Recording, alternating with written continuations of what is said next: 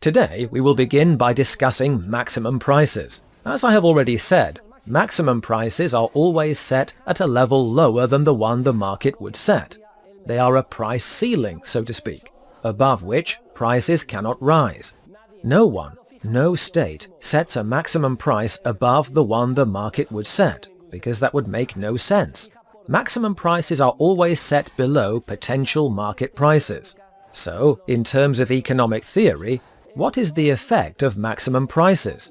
Well, all of the usual equilibrium-based neoclassical textbooks focus mainly on the first effect I am going to mention, which is the immediate appearance of scarcity.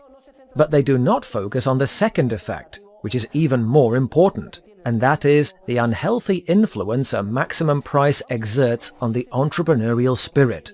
When a price lower than the market price is set by law, immediately there are many more people who wish to buy at such a low price than people who are willing to sell. At a market price, similar quantities are supplied and demanded. If a lower price is set, and we covered this when we studied price determination in two-sided competition, there are many more people who demand the good affected by the maximum price than people who supply the good. So what immediately happens? The quantity of the good becomes insufficient to satisfy the demand, which has increased due to the reduced price, the maximum price. As there is not enough of the good to go around at such a low price, the phenomenon of scarcity always emerges. In case you did not catch that, I will say it again. Whenever a maximum price is set below the potential market price, using the coercive power of the state, the phenomenon of scarcity emerges. And since there is not enough for everyone, it becomes necessary to search for alternative systems for distributing the scarce good in relation to the overabundant demand. And we encounter some curious phenomena, which you can observe whenever maximum prices are established. If there is not enough to go around, then what kind of distribution system might immediately be adopted? A first-come, first-served system, as the Americans call it. The first ones to arrive get the good. A line forms. Whenever there is a maximum price, a line forms. The people at the front of the line are able to purchase the good, but those at the back of the line are not. And of course people often say, "This is unfair. There are 20 of us in line, and only the first 6 can buy milk. The other 14 are left empty-handed. It is unfair." Then the politician comes and says, "Oh hell, what a mess I have gotten myself into by setting this maximum price. Lines are formed, and that is unfair, and there is a popular outcry. I've got it! I know what I have to do. So that everyone can have some of the little milk there is, I will ration it among the 20 people in line." The government issues ration cards. "Since there is not enough for everyone, we are going to hand out ration cards, and your ration cards will give you the right to so many kilos of bread, half a liter of oil, and so on." Do not laugh, because your grandparents and great-grandparents lived during periods when there were ration cards and maximum prices in Spain. Another system exists for allocating resources if a maximum price keeps the market from working. Imagine I need to buy something, and there is not enough to go around. I depend on friendship. "Remember the favor I did you that time? Please sell me a ham." Or another, even less wholesome method of trying to convince a seller to sell to you.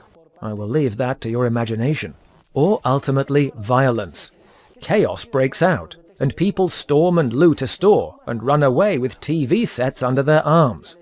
Take note. The moment the state sets a maximum price and the market stops working, we are left with processes which are violent, superfluous, unjust, and absurd. Furthermore, the phenomenon of scarcity, which is the one recognized in all economic textbooks, is compounded even further by the harmful effect maximum price setting has on the entrepreneurial spirit. As you already know, the entrepreneurial spirit is driven by the profits entrepreneurs hope to obtain. If the profits they can charge are limited in a certain area, profits are eliminated. At that point, the force of entrepreneurship is entirely redirected. Entrepreneurs abandon the sphere with maximum prices and concentrate on lines of production in other areas where they can make more profit. What happens next?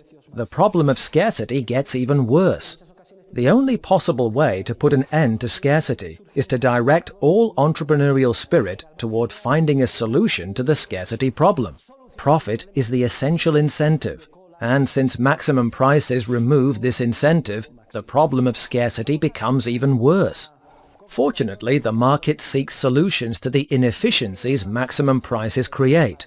Often such solutions must be outside the law.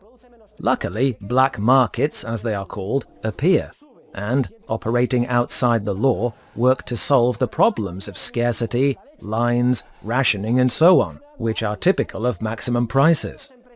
Let us consider a logical series of events. Imagine there is a poor crop. There is a drought year and a poor crop. Less wheat is produced. What do you think happens then to the price of wheat? It rises.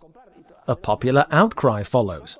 Mothers cry, "Oh no, the flour for my children, the milk, etc. Famine! They are starving us! They are exploiting us! Entrepreneurs are to blame! The bakers who make the bread are absorbing our income!" And then the politician says, "Do not worry. There has been a poor crop and the price has risen, right? There is only one thing to do. We will set a maximum price, a reasonable maximum price, so that everyone can buy." And everybody says, "Thank goodness there is a sensible politician who knows what must be done." Everyone votes for him. The maximum price is set. Now, of course, as a result, the little bread there was disappears, and lines, ration cards, violence and cronyism follow. Fortunately, some entrepreneurs risk their lives and establish a black market. Of course, on the black market, the price at which bread is bought and sold is not the official price at which there is no bread. Instead, the price is 5 times higher. At such a price, it becomes worthwhile, for instance, to import wheat from France, where there has been no drought. Many of you have family members who owe their lives to the much reviled speculator. A similar term in Spanish is estrapelista, or black marketeer. In the years following the Spanish Civil War, there was severe poverty, and maximum prices were set for most food items. This led to serious scarcity. Luckily, there was a black market, and people knew they could buy oil, bread, ham, and so on at higher prices. And even though these were much higher prices, the black market saved a great many people from starvation and death. In every market square of every Spanish city, there should be a monument to the estrapelista, or the speculator, who, though hated by all and treated as a scapegoat, risked his life and ended up saving thousands upon thousands of human beings.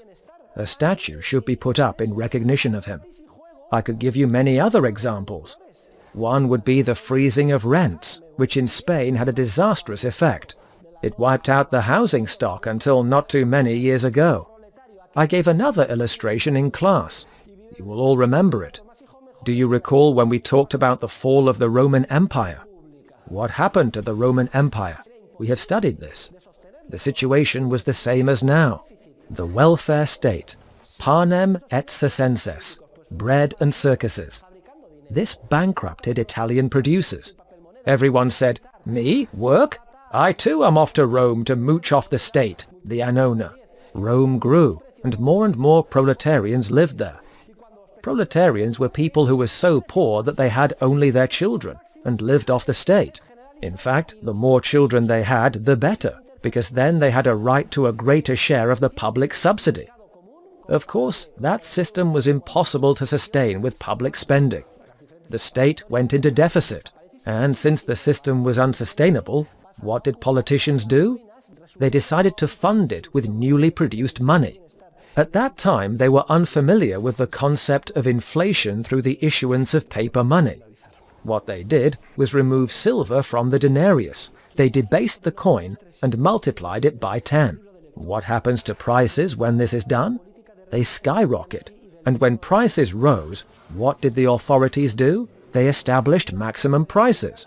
And by doing so, they caused widespread scarcity and blocked the processes of production and exchange. What had been a flourishing common market, comparable to that of the European Union in scope, despite the differences between the historical periods, collapsed and disappeared.